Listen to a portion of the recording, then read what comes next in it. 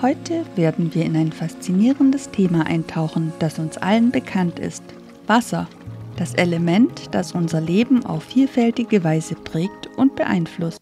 Aber wie gut kennen wir es wirklich? In diesem Video werfen wir einen Blick auf die erstaunlichen Eigenschaften von Wasser. Wenn auch du das unglaubliche Potenzial von Wasser für dich nutzen willst, bleib dran. Wer kennt sie nicht? Die beeindruckenden Versuche des japanischen Dr. Masaru Emoto. Ob es nun das Reisglas-Experiment war, in dem mit Reis befüllte Gläser mit liebevollen Worten besprochen oder beschimpfen wurden, oder auch die Wasserkristallfotografien, in denen Wasser mit Worten oder Heavy Metal oder klassischer Musik bespielt wurde. Dr. Masaru Emoto war ein japanischer Parawissenschaftler, Alternativmediziner und Wasserforscher. Er beschäftigte sich verstärkt mit den Eigenschaften des Wassers, das ihn faszinierte. Bei seiner Forschung entdeckte er, dass Wasser weit mehr als nur ein H2O-Molekül ist. Dr. Emoto beschäftigte sich seit Anfang der 1990er Jahre mit Wasser. Er vertrat die Auffassung, dass Wasser die Einflüsse von Gedanken und Gefühlen aufnehmen und speichern könne. Nach Dr. Masaru Emoto geht von allem, was sich auf unserer Erde befindet, eine oder mehrere Schwingungen aus. Alles vibriert. Alles hat eine Frequenz. Viele dieser Schwingungen liegen außerhalb unserer bewussten Wahrnehmung. Wir können sie mit unseren Sinnesorganen nicht erfassen. Er stellte zudem fest, dass Wasser eng mit dem Bewusstsein des Einzelnen oder einer Gruppe verknüpft ist. Wasser reagiert auf seine Umgebung und ist sensibel für Vibrationen und Informationen wie Musik und Worte. Wasser kann als eine Art Überbringer dieser Schwingungen gesehen werden. Es kann für uns nicht wahrnehmbare Frequenzen und Töne in sich aufnehmen und diese in Form von Wasserkristallen und Strukturen für uns sichtbar machen. In seinen Untersuchungen sprach Dr. Masaru Emoto in 40 verschiedenen Sprachen zu Wasser und beschallte es mit Musik. Er stellte fest, dass sich sowohl die Art der Worte als auch die Art der Musik im Wasser widerspiegelten. So formten sich im Wasser, das mit Worten wie Liebe besprochen wurde, gleichmäßige, wohlgeformte, sechseckige Kristalle. Wasser, die mit Worten wie Hass besprochen wurde, wies chaotische, unförmige Kristallstrukturen auf. Ähnlich disharmonisch, chaotisch und unvollendet zeigten sich die Kristallformen nach dem akustischen Einfluss von Heavy Metal oder Hardrock. Hingegen war die Kristallstruktur nach der Beschallung von Mozart oder Bach genauso klar, schön und vollkommen wie nach dem Einwirken mit liebevollen Worten. Wir haben Wasser in Experimenten allen möglichen Einflüssen ausgesetzt. Magnetfeldern, elektrischen Feldern, verschiedenen Substanzen und auch menschlichen Emotionen. Den stärksten Einfluss von allen Faktoren hatten die positiven und negativen menschlichen Emotionen. In Professor Korotkows Labor werden die Auswirkungen menschlicher Emotionen auf Wasser erforscht. Eine Probandengruppe sollte positive Gefühle wie Liebe, Zärtlichkeit oder Fürsorge auf einen Becher Wasser projizieren. Dann wurde der Becher ausgetauscht und die Gruppe sollte das Wasser mit negativen Gefühlen wie Angst, Wut oder Hass aufladen. Danach wurden beide Wasserproben Messungen ausgesetzt. Und tatsächlich hatte sich das Wasser je nach Art der Emotionen verändert.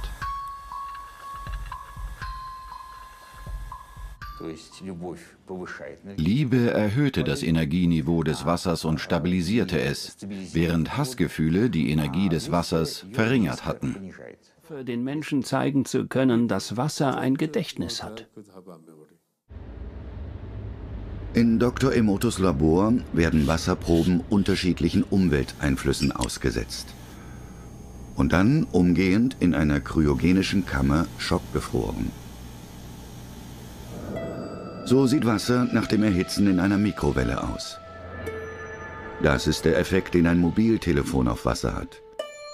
Zu diesem Wasser hatte jemand Dankeschön gesagt. Entschuldigung. Du ekelst mich an. Sicher, in der Menschheitsgeschichte hat es viele religiös motivierte Kriege gegeben.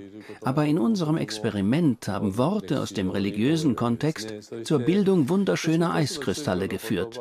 Es scheint also eine Übereinstimmung zwischen den Prinzipien der Natur und der Religion zu geben. Ein christliches Gebet. Ein buddhistisches Gebet. Ein muslimisches Gebet. Dr. Emoto vermutet, dass dort die meisten Schwerverbrechen begangen werden, wo die Menschen am häufigsten fluchen. Idiot. Ich hasse dich. Diese gläsernen Wasserbehälter wurden mit Worten oder Namen bekannter Persönlichkeiten beschriftet. Liebe. Hoffnung. Seele. Mutter Teresa. Hitler. In zahlreichen Experimenten hat Dr. Emoto herausgefunden, dass die Kombination aus zwei Worten zur Bildung der schönsten Kristalle geführt hat. Liebe und Dankbarkeit.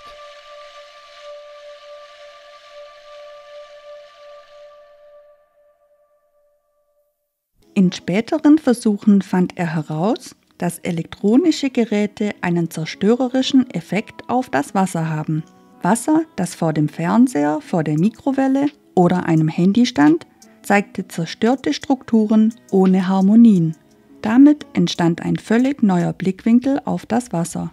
Dr. Emoto stellte sich die Frage, wie wohl unreines Wasser kristallisieren würde, wenn reines Wasser einen schönen Wasserkristall zeigte. Anhand seiner mikroskopischen Aufnahmen veranschaulichte er, dass Wasser eine Struktur hat. Er gab dem Wasser ein Gesicht und zeigte, dass Wasser von guter Qualität hexagonale Wasserkristalle bildet. Wenn Wasser in seiner natürlichen Umgebung fließt, ist es lebendig. Die Welt erkannte seine Versuche natürlich bis heute nicht an. Im Jahre 2015 war an einem deutschen Berufskolleg in Hückeswagen ein Lehrer mit einem ungewöhnlichen Experiment auf seine Schüler zugekommen. Angelehnt an die parawissenschaftlichen Experimente des Japaners Dr. Masaru Emoto, der sich mit Wasser und den Einflüssen von Gedanken und Gefühlen beschäftigt hatte. Für die kommenden Wochen sollten die Berufsschüler das eine Glas mit positiver Energie, also Lob oder Komplimenten, das andere dagegen mit negativer Energie, Kritik oder Beschimpfungen in Form von Worten oder Gesten bedenken. Die Ausgangsthese des Experiments war, dass der Umgang miteinander einen sehr großen Einfluss auf uns hat. Deutlich zeigte sich, dass der negativ bedachte Reis stärker in sich zusammengesackt war, während der Reis im anderen Glas wesentlich gerader geblieben war. Der Lehrer wollte den Schülern eindrücklich beweisen, dass sie als künftige Führungskräfte ihren Beitrag dazu leisten können, dass das Arbeitsklima auch in der freien Wirtschaft nicht von Angst und Leistungsdruck, sondern von Vertrauen und Teamgefühl geprägt ist. Analog zum gekrümmten Reis, der täglich beschimpft wurde, könne man sich die Körperhaltung eines täglich demotivierten Mitarbeiters visualisieren. Dagegen wird ein Mitarbeiter, der motiviert und positiv bestärkt wird, aufrechter stehen und nicht zuletzt auch leistungsfähiger sein.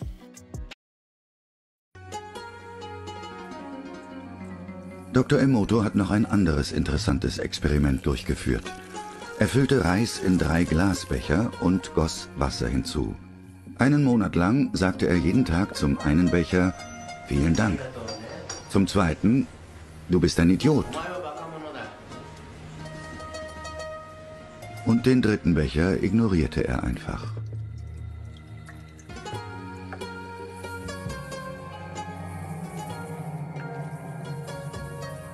Nach einem Monat begann der Reis, bei dem er sich bedankt hatte, zu fermentieren und gab ein starkes, aber angenehmes Aroma ab. Der Reis im zweiten Glasbecher hatte sich schwarz verfärbt. Der Reis, den Dr. Emoto ignoriert hatte zu schimmeln begonnen. Dr. Emoto ist der Meinung, dass wir aus diesem Experiment eine wichtige Lehre, vor allem für den Umgang mit unseren Kindern, ziehen können. Wir sollten uns um unsere Kinder kümmern und ihnen Aufmerksamkeit zuteil werden lassen. Gleichgültigkeit richtet den allergrößten Schaden an. Hass und Wut haben nicht nur einen destruktiven Einfluss auf unsere Mitmenschen, sondern können sich sogar gegen uns selbst wenden. Das beginnt geistig in Gedanken. Wenn man negative Gedanken aussendet, dann wird man sein eigenes Körperwasser, nachdem der Körper zu 75 bis 90% aus Wasser besteht, verschmutzen. Man wird dieses Wasser negativ belasten. Wasser kann Energie speichern. Der 4. Zustand des Wassers. 2015 entdeckte das Team um Gerald Pollack einen 4. Aggregatzustand des Wassers. Neben fest, flüssig und gasförmig konnten die Forscher einen 4. Zustand identifizieren, in dem sich die Moleküle des flüssigen Wassers zu einem hexagonalen Kristallgitter anordnen.